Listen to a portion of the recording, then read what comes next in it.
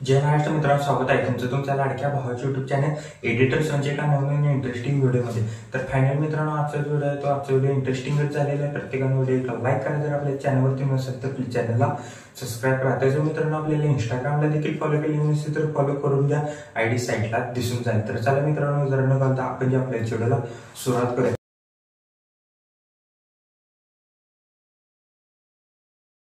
तो साथ न हो तो चार कदम ना चल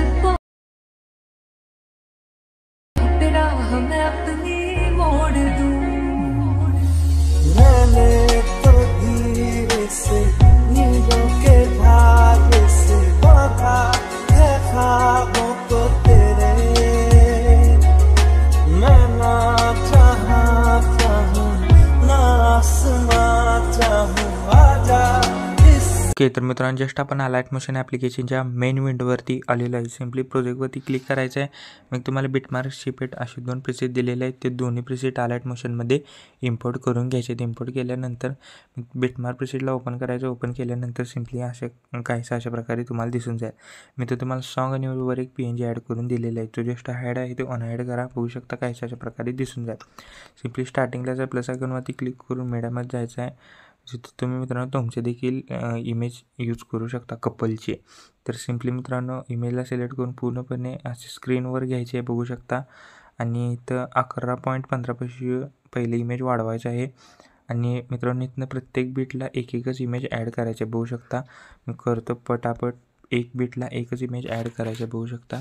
आणि मित्रांनो इमेज ॲड करायचं कसा, प्लस आयकॉनवरती क्लिक करून मीडियामध्ये जावा. कोणताही इमेज घ्या, ह्याला बीटपर्यंत घ्या आणि याला 3 डॉटवरती क्लिक करून फिल कंपोजिशन एरिया करा. बघू शकता मी प्रत्येक बीटला एक इमेज ॲड करतो. मित्रांनो फिल कंपोजिशन एरिया करा. बघू शकता मी प्रत्येक बीटला एक इमेज ॲड करतो. तर मित्रांनो व्हिडिओला लाईक केलं नसेल तर लाईक करा. जर आपल्या चॅनलवरती नवीन असेल तर प्लीज चॅनलला सबस्क्राईब करा. बघू शकता मित्रांनो झालेले आहेत आपले सर्व इमेज ॲड करून. तर मित्रांनो काय करायचं आहे, हा जो सिम्पली मी एक PNG दिलेला आहे तो पूर्णपणे वरती घ्यायचा आहे. स्टार्टिंगला याचा प्लस आयकॉनवरती क्लिक करून एक शेप ॲड करायचा आहे. पूर्णपणे लास्टला घ्यायचा आहे. ह्याला 3 डॉटवरती क्लिक करून फिल कंपोजिशन एरिया करायचा आहे. कलर अँड फिलमध्ये जाऊन ग्रेडियंट सिलेक्ट करायचं आहे. ब्लॅक खाली व्हाईटवरती बघू शकता काहीच इथं प्रकारे अशा प्रकारे तुम्हाला दिसून जाईल. इथे एक शॅडो क्रिएट करायला होऊन जाईल तुमचा. सिम्पली व्हाईटवरती क्लिक करून इथनं पूर्णपणे 2 नंबरच्या ऑप्शनवरती क्लिक करा. पूर्णपणे इथनं खाली घ्या, बघू शकता असा शॅडो क्रिएट होऊन जाईल. आणि याला लॉंग प्रेस करून सिम्पली आहे हे जो मी PNG दिलेला होता आधी त्याच्या खाली घ्या, बघू शकता काहीसं अशा प्रकारे दिसून जाईल. सिम्पली मित्रांनो बॅक यायचा आहे. शेक इफेक्ट प्रिसेटमधला 1 नंबरचा इफेक्ट इथनं कॉपी करा. कॉपी केल्याच्या नंतर बिटमार्क प्रिसेटला फक्त मित्रांनो पहिल्या फोटोला हा इफेक्ट पेस्ट करायचा आहे, बघू शकता.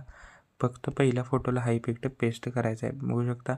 बॅक यायचा आहे. शेक इफेक्ट प्रिसेटमधला 2 नंबरचा इफेक्ट कॉपी करा. कॉपी केल्याच्या नंतर बघू शकता कॉपी केल्यानंतर बिटमार्क प्रिसेटला यायचा आहे.